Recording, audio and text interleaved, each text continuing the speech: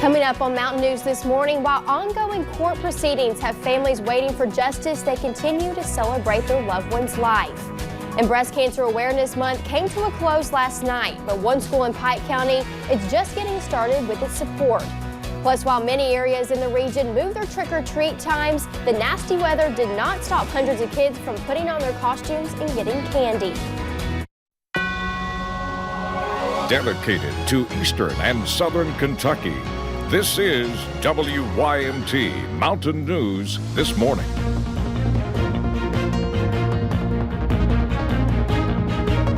Good morning. It's 5 o'clock on November 1st. I'm Madison Pergram, and thank you for joining us on Mountain News This Morning. Well, yesterday was Halloween, so today's a new day, but trick-or-treat dates and times have been switched up, and today some people are going to be going out there. Let's go to Brandon Robinson to see what the weather's going to be like for those going out there to trick-or-treat tonight. Cold. Oh, there you go. It's cold this morning, and it's cold this afternoon, cold this evening, but it is dry today, and we did have a little bit of cloud cover overnight. So let's take a look at the hazard camera outside the WIMT studios. That saved us, at least for now, with the temperatures. And you see, though, they're still cold into the low 30s, low to mid 30s across the area, so right around freezing. Should get down a little cooler as we get into the later morning hours. They're close to 7. You see, feels like it's in the 20s right now across the region. Just a little bit of a breeze still around. Max warming needed on that coffee meter, but today not too bad for your Friday. We'll see conditions sunny but still chilly with daytime highs only in the upper 40s. I'll have the rest of that forecast coming up here in just a little bit. Madison. Thank you, Brandon. Well, new this morning from Western Kentucky, we have learned that a small plane crashed near Paducah last night, killing the pilot. The single-engine Piper Saratoga PA-32R went down about 4 miles north of Barkley Regional Airport. An airport official said the plane was on its approach when the accident happened. The crash did not affect operations at the airport. Authorities say the pilot was the only person on board, and they are working to notify next of kin. The FAA and the NTSB are investigating. And almost 4 years have passed since Trevor Dykes was killed at his home in Clay County.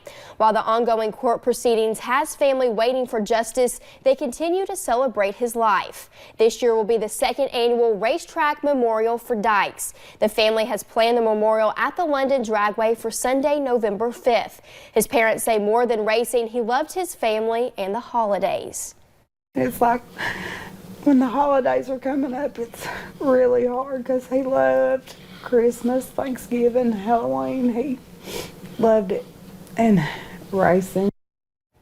Trevor's dad will be driving his car that has not been out on a track yet. There will be a victory lap taken for all those who lost a loved one in the racing community. The event will be from noon until 5 p.m. and is free. And while many of us celebrate Halloween, the Perry County Fiscal Court found a way to incorporate Breast Cancer Awareness Month into their festivities. Several different offices in the county courthouse decided to have a little fun and decorate their pumpkins to honor those who have been affected by breast cancer. After having people vote on Facebook for their favorite pumpkin, the Perry County Clerk's Office took the win. And Breast Cancer Awareness Month came to a close last night, but Millard School in Pike County is just getting started with its support.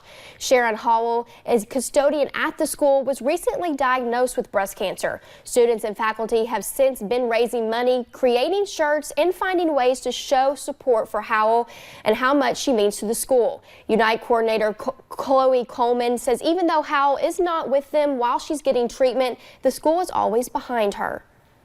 So everybody's been really supportive. We have constantly been praying for her. We still keep in touch with her even though she's not at work to see how she's doing and see how her treatment is going. The school is hosting an entrepreneur fair Monday, which will also raise money for house expenses. And a fun day out in Edinburgh, Scotland turned out to be a life-changing moment for one woman. She discovered that she had breast cancer after spotting something unusual on a scan at a thermal camera exhibit in one of the city's most popular tourist attractions. She noticed she had a red patch on her left breast and was concerned, so she got a photo. When she was back home, she went to the doctor where she was diagnosed with a precancerous growth. Gil had no other symptoms, and if it weren't for the thermal image, she may have not known until far later. That being said, thermal imaging is not considered to be a reliable method of detecting cancer by the medical profession, as there can be various causes of inflammation and heat in the body.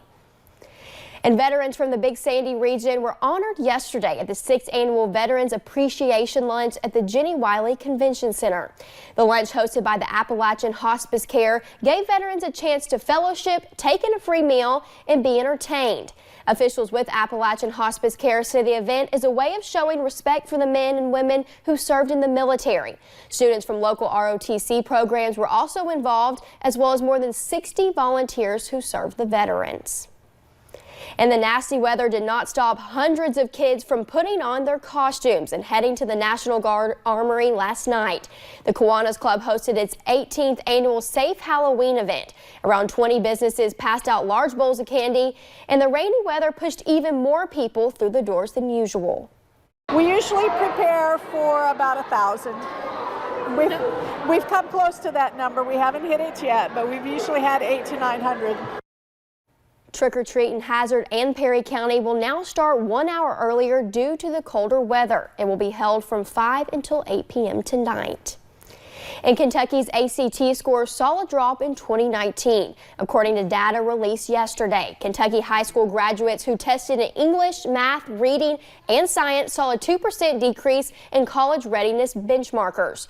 The drop has Kentucky at just 18%, down from 20%. Composite scores also dropped along with the national average. The scores are also a predictor showing how successful students may be in college courses. The data also showed an achievement gap between racial groups. Well, thank you for getting your day started with us here on Mountain News this morning. University of Kentucky police are investigating a report of rape on campus. It's the 5th one reported this semester. As you'll find out quickly, it's a cold start to the month of November, but some warmer temperatures are on the way. I'll tell you when in about 3 minutes.